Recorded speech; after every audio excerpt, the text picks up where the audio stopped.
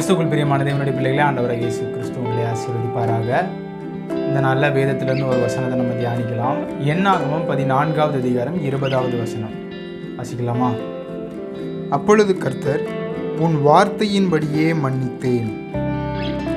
இந்த வார்த்தையை கர்த்தர் யாருக்கிட்ட சொல்றாரு அப்படின்னா மோசே கிட்ட சொல்றாருங்க. மோசே கிட்ட சொல்றாரு, உன் வார்த்தையின்படியே நான் மன்னித்தேன் அப்படிங்கிறாரு. அப்படி மோசே என்ன ஆண்டவர்கிட்ட சொன்னா அப்படின்னு பார்த்தீங்கன்னா, இஸ்ரேல் மக்கள் பெரிய தவறு செஞ்சுட்டாங்க. இப்போ மோசே ஆண்டவர்கிட்ட அதற்காக மன்னிப்பு கேட்டுட்டு இருக்கிறான். ஆண்டவரே, தயவாய் என்னுடைய மக்களை நீங்கள் மன்னிச்சிருங்க அப்படின்னு சொல்லி கேட்குறான். நீங்கள் அக்கிரமத்தை மன்னிக்கிறவர், நீர் மிகுந்த இரக்கம் உள்ளவர், நீர் மிகுந்த கிருபை உள்ளவர் அப்படின்னு எங்களுக்கு தெரியும்பா. நீ நீதியை சாந்தம் உள்ளவர்னு எங்களுக்கு தெரியும்பா. நீர் அக்கிரமத்தை மன்னிக்கிறவராச்சு. இவ்வளோ தூரம் இந்த மக்களை மன்னித்து கொண்டு வந்தீங்களே. நிறைய இடத்துல இவங்க தப்பு பண்ணியிருக்கிறாங்க. மாறாக்கிட்ட பார்த்தீங்கன்னா அந்த இடத்துல எங்களுக்கு தண்ணீர் இல்லைன்னு தப்பு பண்ணாங்க. அப்புறம் எங்களுக்கு ருசியான ஆகாரம் இல்லைன்னு சொன்னாங்க. மன்னாவை ஆண்டவர் கொடுத்தாரு. மாறான கசப்பான தண்ணீரை இனிமையான தண்ணீராக மாற்றி கொடுத்தாரு. இனிப்பான தண்ணீராக மாற்றி கொடுத்தாரு. அப்புறம் கண்மலையை பிளந்து தண்ணீர் கொண்டு வந்தார். இப்படி ஆண்டவர் ஏகப்பட்ட அற்புதங்கள் செய்கிறார். இப்பவும் என்ன பண்ணாங்க அப்படின்னா, எங்களுக்கு நாங்கள் எகிப்தில் இருந்திருந்தால் நிறைய இறைச்சியெல்லாம் சாப்பிட்ருந்துருப்போமே, எங்களுக்கு இப்போ இறைச்சியே கிடைக்கலையே அப்படின்னு சொல்கிறாங்க. அப்போ ஆண்டவர் சரி, நான் இறைச்சி தரேன், உங்களுக்குலாம் தகுட்டி போகிற அளவுக்கு நீங்கள் அந்த இறைச்சியை சாப்பிடுவீங்க அப்படின்னு சொல்கிறாரு. அந்த அளவுக்கு இறைச்சி சாப்பிட்டாங்க, ஆண்டவர் கொடுத்தாரு. இதெல்லாம் பார்த்துட்டு ஆண்டவர், நம்ம என்னதான் இந்த மக்களுக்கு பண்ணாலும் இவங்க மறுபடியும் ஏதாவது ஒரு விஷயத்தில் முறுமுறுத்துட்டே இருக்கிறாங்களே அப்படின்னு ஆண்டவருக்கு ரொம்ப மனஸ்தாபம் ஆயிடுச்சுங்க. அதனால் ஆண்டவர் இப்படியாவது இஸ்ரேல் மக்களை இனி நான் கைவிட்டுற வேண்டியதான் அப்படிங்கிற மாதிரி ஆண்டவர் சொல்கிறார். இனி இவங்களை பொறுத்துட்டுலாம் என்னால் இருக்க முடியாது, என்னாலலாம் பொறுத்துட்டு இருக்க முடியாதுன்னு சொன்னதும் மோசே சொல்கிறான், என்னப்பா நீங்கள் அவங்க பண்ண எல்லா தப்பையும் இது வரைக்கும் மன்னிச்சு கொண்டு வந்தீங்களே, அங்கங்கே சின்ன சின்ன தப்பு பண்ணாங்க, அப்போல்லாம் நீங்கள் மன்னிச்சு நீங்கள் கொண்டு வந்தீங்களே, இப்போவும் இவங்களை மன்னிச்சிருங்களா ஏசப்பா அப்படின்னு சொல்லிட்டு, மன்னிச்சிருங்களா ஆண்டவரே அப்படின்னு சொல்லிட்டு மோசே கேட்கிறாரு.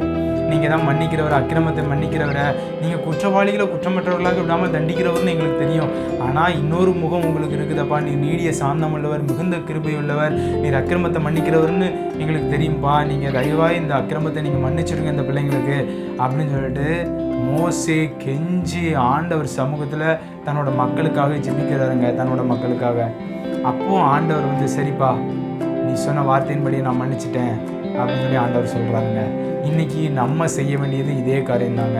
நம்மளுடைய தேச மக்களுக்காக, நம்மளை சுற்றி இருக்கிற மக்களுக்காக, நம்ம சபையில் இருக்கிற மக்களுக்காக நம்ம ஆண்டவர்கிட்ட போராடி ஜெபிக்கணுங்க.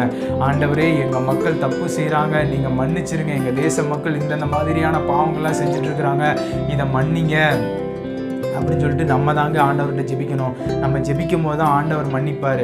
என் நாமம் தரிக்கப்பட்ட என் ஜனங்கள் தங்களை தாழ்த்தி ஜெபம் பண்ணினால் நான் முதலாவது அவர்களுடைய பாவத்தை மன்னிப்பேன், ரெண்டாவது அவர்களுடைய தேசத்துக்கு சேமத்தை கொடுப்பேனுங்கிறாருங்க. நம்மளுடைய பாவங்கள் மன்னிக்கப்படணும், நம்மளுடைய தேசத்துக்கு சேமம் கிடைக்கணும் அப்படின்னா நம்ம முதலாவது நம்ம தேச மக்களுக்காக ஜெபிக்கணும். எப்படி மோசே ஆண்டவர்கிட்ட போராடணும்னா ஆண்டவர் மன்னிக்கிற வரைக்கும் விடவே இல்லைங்க. மறுபடியும் 4-5 வசனங்களுக்கு மேலே இதே வார்த்தை ஆண்டவர்கிட்ட சொல்லிகிட்டே இருக்கிற. ஆண்டவர், நீங்கள் அப்போ மன்னிச்சிங்களா, இப்போ மன்னிச்சிங்களா, இந்த இடத்துல மன்னிச்சிங்களா, இப்போ நீங்கள் அக்கிரமத்தை மன்னிக்கிறது தானே, இதை ஏன் மன்னிக்கக்கூடாது, இதை மன்னிச்சிருங்க, தயவு செஞ்சு மன்னிச்சிருங்க அப்படின்னு சொல்லிட்டு மோசே ஆண்டவர்கிட்ட போராடுனா. கடைசியாக ஆண்டவர், சரிப்பா நீ சொன்ன வார்த்தையின்படி நான் மன்னிக்கிறேன் அப்படிங்கிற மாதிரி ஆண்டவர் சொல்லிட்டாருங்க. நம்ம இந்த நாளில் இருந்து நம்முடைய தேசத்துக்காக அதே மாதிரி வைராக்கியத்தோட ஆண்டவர்கிட்ட போராடுவோமா. ஆண்டவரே, என் தேச மக்கள் இந்தந்த இடங்களில் தவறு பண்ணுறாங்க, அதெல்லாத்தையும் நீங்கள் மன்னிங்கப்பா, எங்கள் தேச மக்களுக்கு மன்னிங்கப்பா, அந்த பாவத்தை எங்கள் தேசத்தை விட்டு அகற்றி போடுங்க தகப்பனே அப்படின்னு நம்ம ஆண்டவர்கிட்ட மன்றாடலாமா. நம்மளுடைய தேசத்துக்காக நம்ம மன்றாடி நம்ம தேசத்துக்காக ஜெபிக்கும் போது கண்டிப்பாக நம்மளுடைய தேசத்துக்கு ஆண்டவர் சேமத்தை கொடுப்பாருங்க, செழிப்பை கொடுப்பாருங்க, பாவத்தை மன்னிப்பாருங்க. சோதம் குமரா போல நம்மளுடைய தேசம் அழிக்கப்படாமல் இருக்கணும் அப்படின்னா நம்ம ஜெபிக்கணும். நம்மளுடைய தேசத்துக்காக ஜெபிக்க ஆரம்பிக்கலாமா இந்த நாளில் இருந்து? நம்மளுடைய தேசத்தில் இருக்கிற அக்கிரமத்துக்காக, பாவத்துக்காக, சாபத்துக்காக ஆண்டவர்கிட்ட மன்னிப்பு கேட்கலாமா. ஆண்டவரே, எங்களை மன்னிச்சிருங்க, எங்கள் தேச மக்களை மன்னிங்கன்னு சொல்லிட்டு ஆண்டவர்கிட்ட கேட்கலாமா. நம்ம இந்த நாள் முதல் நம்மளை ஒப்பு கொடுத்து ஜெபிப்போமா. பரலோக தகப்பனே, அப்பா, இந்த தேசத்தில் நாங்கள் வாழ்ந்து கொண்டு இருக்கிறோம். நாங்கள் வாழ்கிற தேசத்துக்காக அனுதினமும் நாங்கள் ஜெபிக்கிறதுக்காக உதவி செய்யுங்க. குறிப்பாக எங்கள் தேசத்தில் நடக்கிற எல்லா அக்கிரமங்களுக்காகவும் நாங்கள் மன்னிப்பு கேட்டு உங்களோட போராடி எப்படி மோசே ஜெபித்தானோ அந்த மாதிரி ஜெபிக்கணுங்கிற ஒரு ஆசை, ஒரு வாஞ்சை, ஒரு வைராக்கியம், ஒரு ஜெப ஆவியை நீர் எங்கள் மேலே ஊற்றணும் நாங்கள் ஜெபிக்கிறோமப்பா. தொடர்ந்து நாங்கள் ஜெபிக்கிறதுக்கு நீங்கள் உதவி செய்யுங்க. ஒரு நாளும் எங்கள் தேசத்துக்காக ஜெபிக்கிறத நாங்கள் விடாமல் இருக்க நீங்கள் உதவி செய்யுங்கப்பா. இயேசு நாமத்தில் ஜெபிக்கிறோம் நல்ல பிதாவே, ஆமென்.